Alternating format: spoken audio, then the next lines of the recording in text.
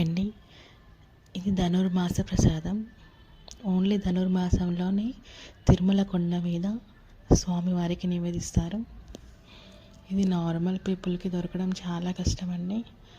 ఇది chairman, EO only వాళ్ళకి మాత్రమే, మినిస్టర్స్ ఇంకెవరైనా పెద్ద పెద్ద హయ్యర్ అఫీషియల్స్ వాళ్ళకే ఇస్తారు.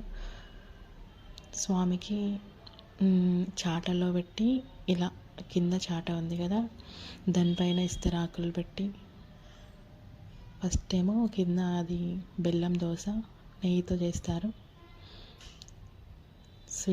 స్వీట్ అన్నం, పొంగల్ రైస్, ఇంకా ఇది కేసరి, రవ్వ కేసరి, చాలా నెయ్యితో చాలా టేస్టీగా ఉందండి. అసలు నెక్స్ట్ లెవెల్ ఉంది. ఇది టేస్ట్ చాలా బాగుంది.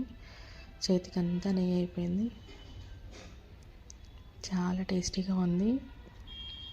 అది డిఫరెంట్ ఫ్లేవర్ వచ్చింది. ఎక్కువ నెయ్యిలో వేయించారు. ఇదేమో పరమాన్నం.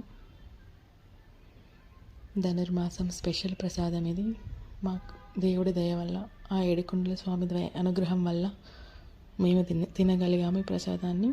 ఇది పొంగల్ రైస్, చాలా టేస్టీగా ఉంది. ఫుల్ డ్రై ఫ్రూట్స్ వేశారు పొంగల్ రైస్లో. నేను ఒక వీడియోలో పెళ్ళి కాని వాళ్ళకి కంకణాలు ఇస్తా అని చెప్పాను ఫ్రీగా. ఎవరికైతే యూజ్ ఉందో వాళ్ళకి, నా సబ్స్క్రైబర్స్కి మాత్రమే మెసేజ్ పెట్టండి. నేను వాళ్ళకి అడ్రస్ పెట్టండి. నేను వితౌట్ ₹1 నేను ఎవరి దగ్గర తీసుకోకుండా నేను పంపిస్తాను. తప్పకుండా మ్యారేజ్ అయిపోతుంది వాళ్ళకి. కళ్యాణి వెంకటేశ్వర స్వామి కంకణాలు అవి చాలా పవర్ఫుల్,